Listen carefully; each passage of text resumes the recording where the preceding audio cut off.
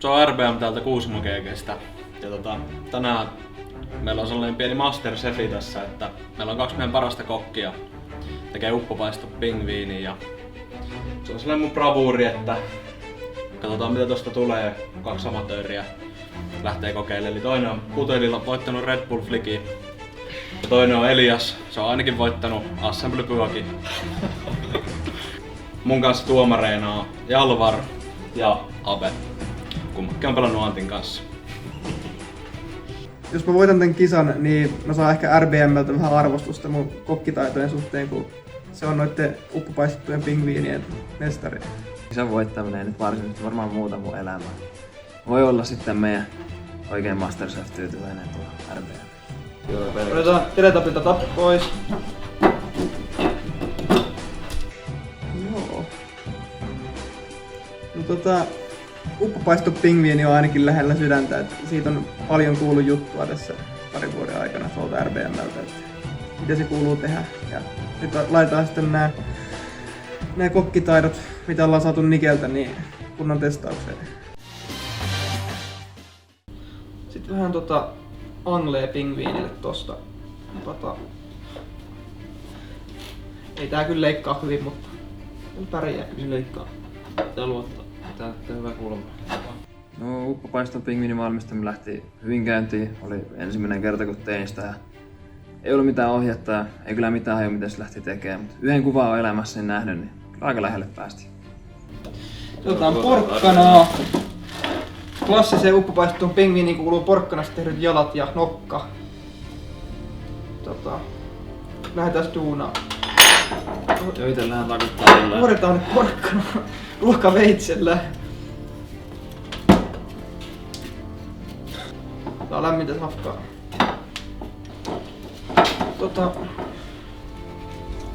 Mä söisin tätä. Duunataan nokkaret tästä tälle.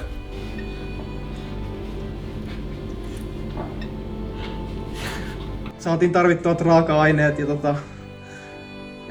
aloitin sillä mitä Mikki oli mua ohjeistanutkin. Ja en oo pingviiniä ennen käyttänyt ruoanlaitossa, että on ihan eka kertaa.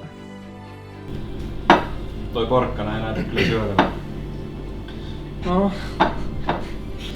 Mitäs Puteli sulla on tossa lautassa? Marinointi, todella tärkeä osa. Näyttää hyvältä. Silmät, nokka, kaikki tehdään valmiin. Maistuu aika suolaisella. Ei se on. Pingviinille tietysti ne. Onko ne nyt jalat vai millä se pingviini kulkee? Niitä tuu. Onko ne räpylät? Onko ne räpylät? Niin ne on.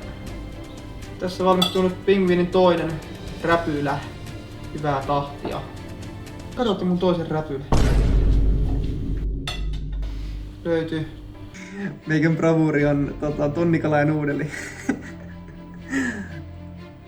Sellaiset räpylät tuli. Sitten pistetään ne kiinni taas puutikulla. Sitten testataan, pysyykö se omilla jaloillaan. Vähän on tasapaino hukassa. Jätetään vähän räpylöitä tuonne taemmalle. Maustaminen. Nyt ei mennä sillä pienellä ripauksella, vaan otetaan ihan kunnolla sitä tohon noin ja sitten pistää kunnolla tonne hattuun ja varmasti maistuu. Bravuurina on varmaan kermonen kanapasta. Kyllä sitä ruokaa tulee päivittäin tehtyä. Jees, eli tässä nyt on tää mun tekemä uppopaistu pingviini. Niin kuin näkee, niin sillä jäi hattu päähän. Selkeät silmät siinä ja sitten nää, no mitkä nää nyt kädet onkaan pingviinillä. Nokka ja sitten räpylät. Ja tommonen pieni etukeno tässä pingviinillä, niin kuin pingviinillä kuuluukin olla. Joo, mun pingviini ei seiso, koska hän on kuollut isossa taistelussa jääkarhua vastaan ja saa selvästi viikingin hautajaiset on kaikki arvokkaat esineet ympärillä. Ja on kyllä hyvässä kunnossa ollut mies, mutta jääkarhu voitti tällä kertaa.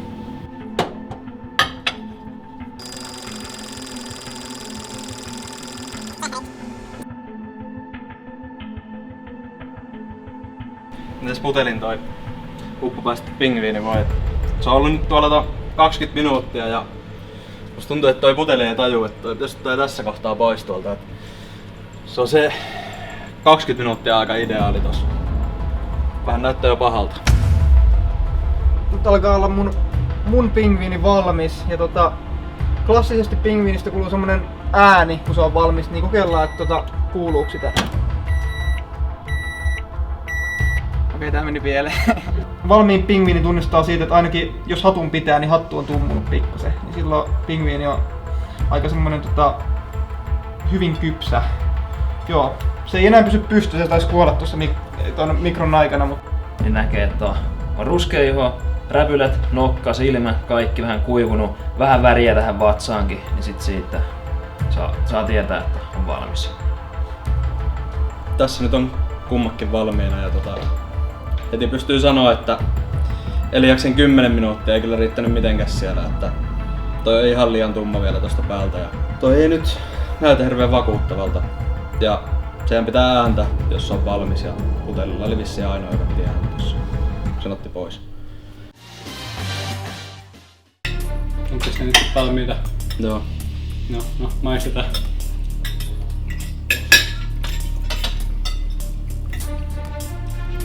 No. No. Aika suolasta.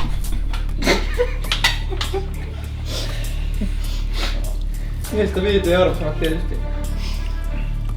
No. Toi on täysin valmis. Ihan syötäväksi, mutta mä en tiedä jonkin takia, että toi on jotenkin tosi suolella. Mut porkkanat oli hyviä joo. Jep. No kyllä kun se Eliaksen pingviini siinä näki, niin se oli sen verran dinkattu pingviini, että kyllä se voitto oli niin aika selvä. Antaisin kyllä 2/5 itse.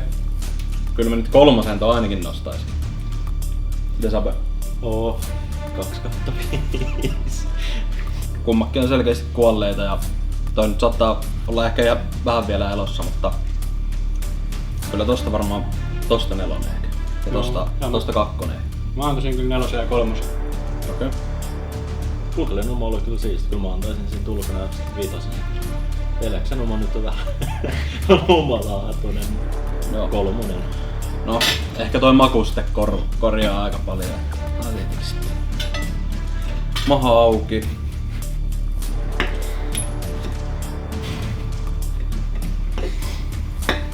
Joo, tää ei ole lähelläkään valmista.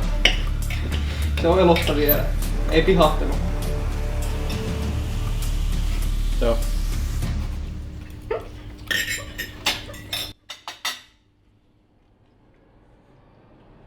Tää on kyllä vielä suolaisempi mun mielestä. Mun mielestä se maistus suola, joka on aika tärkeä loppujen lopuksi.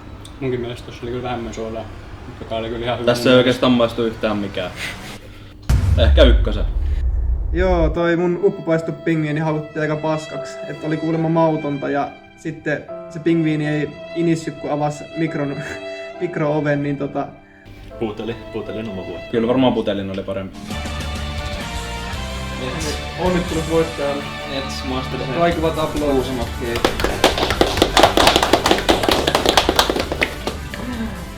Toivottavasti en koskaan joudu käyttää pingviiniä ruoanlaitossa.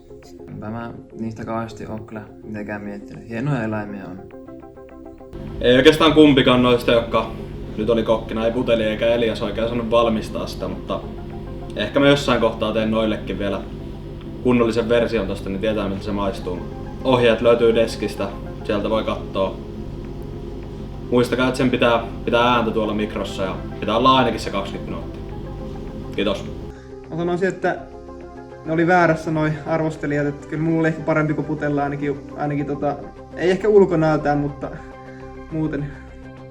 Ei tuomareiden taskuun ei ole laitettu senttiäkään. Ehkä. Maistan nyt vaikka putelin tosta ekana ja...